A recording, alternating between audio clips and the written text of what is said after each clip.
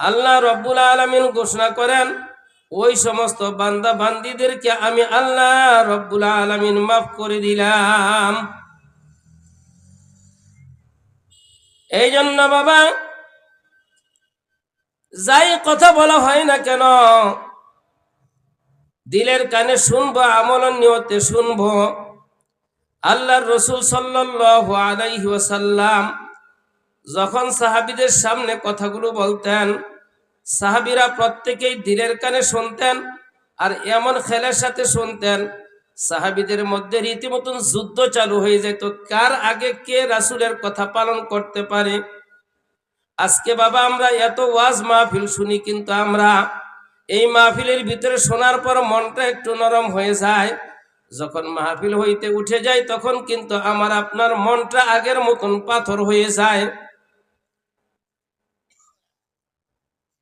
না রে বাবা, পাথর হইলে চলবে না, পাথর হইলে চলবে না।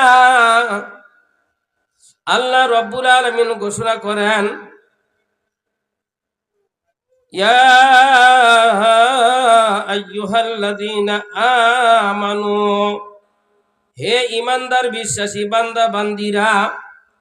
এখানে শুধু ঈমানদারকে লক্ষ্য করে আল্লাহ রব্বুল আলামিন বলতেছেন, হে ঈমানদার বিশ্বাসী বান্দা বান্দীরা, কু আনফুসাকুম ওয়া আহলিকুম নার, নিজে জাহান্নাম থেকে বাঁচো, তোমার আহলে আওয়াল পরিবার পরিজন সকলকে জাহান্নামের আগুন থেকে বাঁচাও।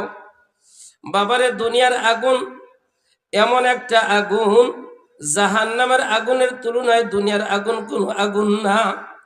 এই দুনিয়ার আগুনের ভিতরে যদি আমার আপনার একটা সন্তান যদি পড়ে যায়, মা বাবা জীবন দিয়ে হলে ওই সন্তানকে রক্ষা করার চেষ্টা করে।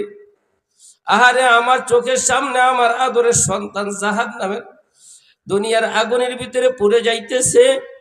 বাবারে, দুনিয়ার আগুন যেই জায়গার ভিতরে লাগছে ওই জায়গাটা পুড়ে যায়। জাহান্নামের আগুন যেই জায়গার ভিতরে লাগুক না কেন বাবা, সর্বপ্রথম তার কলিজাটা বুনা হয়ে যাবে। এই জন্য বাবা জাহান্নামকে ভয় করা লাগবে। আল্লাহ রাব্বুল আলামিন